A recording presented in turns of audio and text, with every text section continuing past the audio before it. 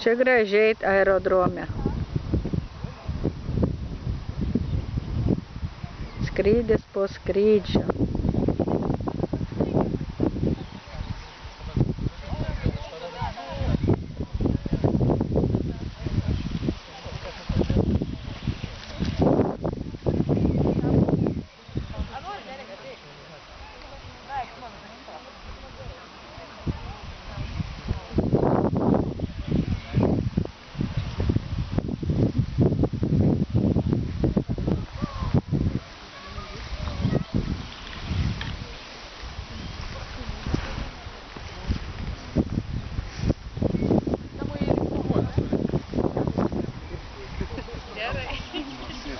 Ну, все? Идем. Посмотрю, там маленький.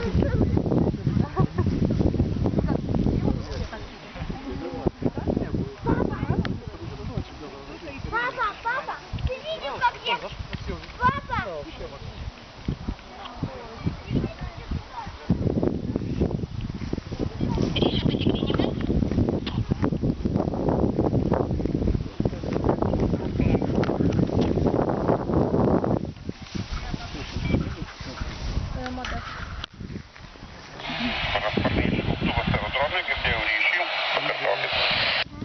Tai kalbės pradės šito. Kas nuotraukom norėtų šansų? Tai norėčiau. Tai dabar susimokėt ar dabar? Buvo 5 eurai.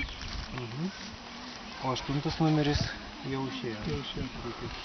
O čia priklauso nuo tada, kada atvažiavai ar ne?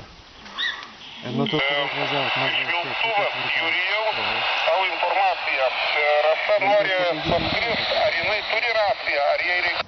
Aš turiu antrą. Šitą klausyką aš noriu paklausti. O čia 5 eurus už ką moka? Už skrydį? Nuotraukas. Nuotrauka? Aha. Gal Jefimas tai tik filmą duos, ne tik nuotrauką. Jo, Jefimas nuotrauką man duos, žiūrėk. Ne, Rasa. Nu, Rasa skris. O matai. Ne, aš viena mokausi, bet yra jau skraidančių. A su varikliu reikia paklausti, ar jinai skraido. A su varikliu irgi skraidot, ar tik tais laisvo skrydžio? Prašau? Skraidot, ar tik laisvo skrydžio, ar ir su varikliu? Ne, aš tik laisvai.